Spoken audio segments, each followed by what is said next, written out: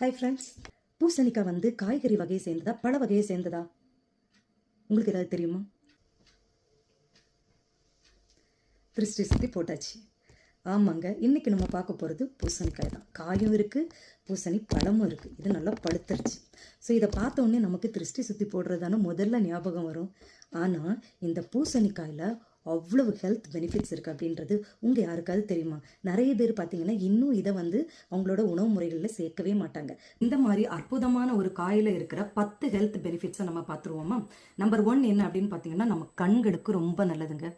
சின்ன வயசுலேருந்தே பெரிய வயசு வரைக்கும் இப்போ வந்து கண்ணாடி போட ஆரம்பிச்சிட்டாங்க. ஸோ இந்த மாதிரி கண் பார்வை குறைவு வராமல் இருக்கிறதுக்கு இந்த காய் வந்து ரொம்ப ஹெல்ப் பண்ணும். ஸோ சின்ன பிள்ளைங்களுக்கும் அவங்களுக்கு வந்து சின்ன வயசுலேருந்து இந்த மாதிரி நல்ல காய் பழ வகைகளை எல்லாம் நம்ம பழக்கப்படுத்தி விட்டோம்னா அவங்களும் வந்து இது தெரிஞ்சுக்குவாங்க. தெரிஞ்சுட்டு அதை அதிகமாக வாங்கி பயன்படுத்துறதுக்கு சான்சஸ் இருக்குது. ஸோ அதனால இப்போதுலேருந்து அவங்களே வந்து பழக்கப்படுத்திக்கலாம். ஸோ நம்பர் 1 கண்களுக்கு ரொம்ப நல்லது. ரெண்டாவது வந்து என்ன அப்படின்னு பார்த்தீங்கன்னா, நோய் எதிர்ப்பு சக்திக்கு ரொம்ப ரொம்ப நல்லதுங்க, இம்யூனிட்டி பவருக்கு.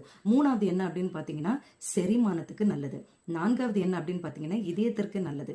ஐந்தாவது என்ன அப்படின்னு பார்த்தீங்கன்னா, லோ ரிஸ்க் ஆஃப் கேன்சர் வராமல் தடுக்கும். ஆறாவது என்ன அப்படின்னு பார்த்தீங்கன்னா, இதில் விட்டமின் ஏ இருக்கு. ஏழாவது என்ன அப்படின்னு பார்த்தீங்கன்னா, அதிகமான நார்ச்சத்து கொண்டது. எட்டாவது என்ன அப்படின்னு பார்த்தீங்கன்னா, ஆன்டி ஆக்சிடென்ட்ஸ்க்கு நல்லது. ஒன்பதாவது என்ன அப்படின்னு பார்த்தீங்கன்னா, உடல்ல ஏற்படுற தேவையில்லாத சின்ன சின்ன வீக்கங்கள் வரும் இல்லையா, அதுக்கு வந்து இந்த காய் வந்து ரொம்ப நல்லது. பத்தாவது என்ன அப்படின்னு பார்த்தீங்கன்னா, உடல் எடையை சீராக வைக்க இது வந்து ரொம்ப ரொம்ப ஹெல்ப்ஃபுல்லாக இருக்கும். அது எல்லாருக்கும் ரொம்ப முக்கியம் இல்லையா? திடீர்னு ஏறும், திடீர்னு குறையும். ஸோ அந்த மாதிரி பிரச்சனை இருக்கிறவங்களுக்கு இந்த காய் ரொம்ப நல்லா இருக்கும். ஸோ இவ்வளோ தெரிஞ்சப்பறம் நீங்கள் பயன்படுத்தாமல் இருப்பீங்களா? இருக்க மாட்டீங்களா? ஸோ அடுத்தது இதில் உள்ள சீடு எல்லாருக்கும் பிடிச்சிருந்தாலும் இதை சிலர் எடுக்கக்கூடாது அப்படின்றதும் இருக்குது. இந்த சீடை யார் எடுக்கக்கூடாது அப்படின்னு பார்த்தீங்கன்னா, அலர்ஜி ப்ராப்ளம் இருக்கிறவங்க, ப்ரெஷர், ஹை பிளட் ப்ரெஷர் இல்லைன்னா லோ பிளட் ப்ரெஷர் இருக்கிறவங்க இதை எடுக்கக்கூடாது. இன்னொன்று என்னன்னு பார்த்தீங்கன்னா, இந்த கலோரி நிறைய இருக்கும், அதுக்காக டயட்டில் இருப்பாங்க.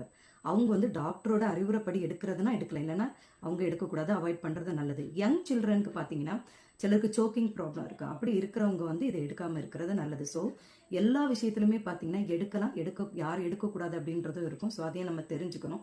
ஸோ இந்த சீடுக்கு அப்படி தான், இந்த பழத்தில் அவ்வளோ பெனிஃபிட்ஸ் இருந்தாலும் இந்த சீடை வந்து யார் எடுக்கக்கூடாதுன்னு இருக்கு. ஸோ இதை தெரிஞ்சுக்கிட்டு அதை பயன்படுத்துறது நல்லது. இது வந்து எல்லா இடத்துலையுமே கிடைக்கும், நமக்கு கிடைக்காத ஒரு பொருள் கிடையாது. ஸோ இந்த மாதிரி பெனிஃபிட்ஸ் உள்ள காய்களை அடிக்கடி வாங்கி நம்ம உணவு முறைகளில் பயன்படுத்துறது ரொம்ப ரொம்ப நல்லது. நீங்களும் பயன்படுத்துவீங்கன்னு நான் நம்புறேன். ஸோ இன்னொரு வீடியோவில் பார்ப்போம். See you guys in the next video.